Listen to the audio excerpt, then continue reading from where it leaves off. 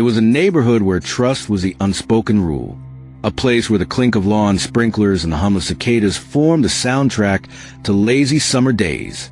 Brookhaven, Ohio, a quiet suburb just outside Cincinnati, was the kind of place where kids rode their bikes until dusk and doors were left unlocked without a second thought. In Brookhaven, everyone knew everyone. You knew the man at the hardware store would loan you a drill if yours broke.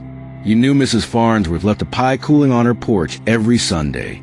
And most of all, you knew your neighbors. That was just how it worked. But in July 2016, something happened that shook this little town to its core. A 17-year-old babysitter named Grace Holloway vanished in broad daylight. No struggle, no screams, no trace. It all started on a warm Friday afternoon. Grace Holloway was the kind of babysitter parents prayed for. Responsible, kind, always smiling. She had soft brown eyes, a gentle laugh, and a natural way with children. Her dream was to study early childhood education, and she took every babysitting job seriously. That summer, Grace spent most of her time with the Parker family.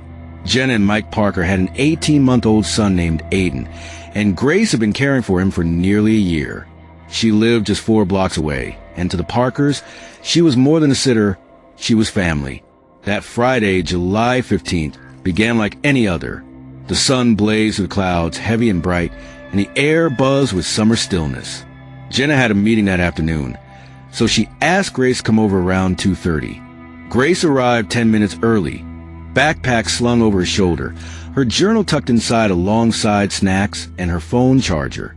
Jenna kissed Aiden goodbye and waved to Grace, who was already crouched beside the little boy, making elephant noises that had him giggling uncontrollably.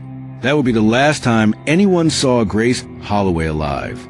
By 5:17 p.m., Mike Parker returned home. He had left work early to surprise his family, hoping to enjoy an early dinner. But when he opened the front door, what he found sent a chill through him. Aiden was alone in his playpen, red-faced and crying. The TV was blaring a children's show. The house was eerily quiet. Mike called out for Grace. Once, twice. No answer. He checked the bathroom. Empty. The guest room. Nothing. Every door, every closet, every corner. Still nothing. Then he noticed the back door. It was open, not wide, just ajar, gently swinging, like it had been recently pushed. Grace's phone sat on the kitchen counter, still charging. Her backpack rested by the couch. Her shoes, white canvas sneakers, were neatly lined up by the doormat, and on the kitchen table was her open journal. Just one sentence scrawled in her familiar, curly handwriting. Something feels off. Mike didn't waste another second. He called Jenna, then 911. Within the hour, the Brookhaven Police Department had flooded the quiet street. What began as a missing person report quickly morphed into a town-wide search. Word spread like wildfire. News vans parked at every corner. The headline blared, "Babysitter vanishes mid-shift." The Parkers were in shock. Jenna couldn't stop pacing. Mike kept replaying the timeline in his head. Everything was too normal, too calm. The police combed through the Parker house. They dusted for prints, took photos of every room. They found no signs of a struggle, no broken glass, no blood, no forced entry, no foreign fingerprints, nothing missing. Grace hadn't packed a bag. She hadn't taken her phone. She hadn't even put on her shoes. It was as if she'd stepped outside and vanished into thin air. The neighbors were stunned. Grace had been a familiar face around Brookhaven. Many had seen her that day. A few claimed they saw her pushing Aiden's stroller around 3 p.m. Someone else mentioned seeing her talking to another teen near the corner store. One elderly woman said Grace helped her with her groceries that same afternoon. But when police cross-checked the sightings with time-stamped surveillance footage, none of it lined up.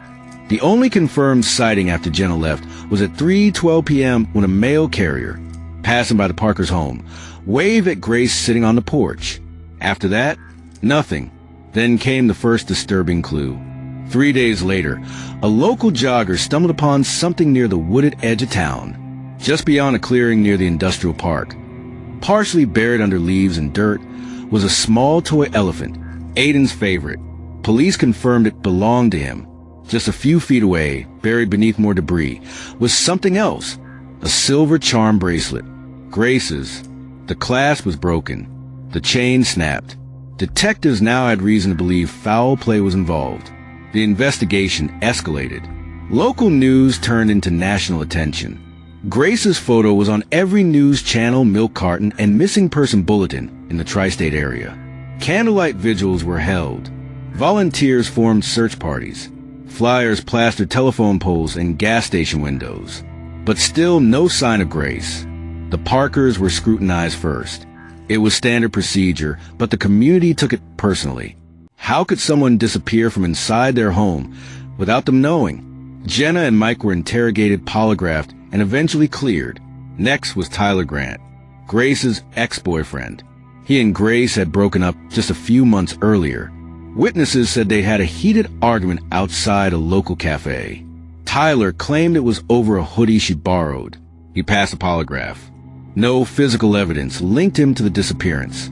Then there was Bill Tuckett, a handyman who had been working in the neighborhood, including a job at the Parkers' house earlier that week. He had a record for petty theft. He became a person of interest, but his alibi checked out. He was on another job site miles away. Each lead dissolved into dead ends. Meanwhile, Brookhaven was unraveling. Trust evaporated. Neighbors eyed each other with suspicion. Parents stopped letting their children play outside. Porch lights stayed on all night.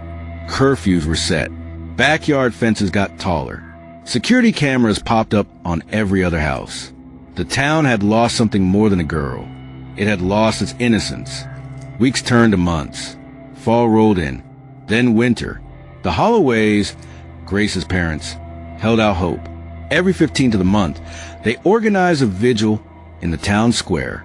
They lit candles, held hands, and spoke Grace's name into the night air, refusing to let her become just another missing person statistic.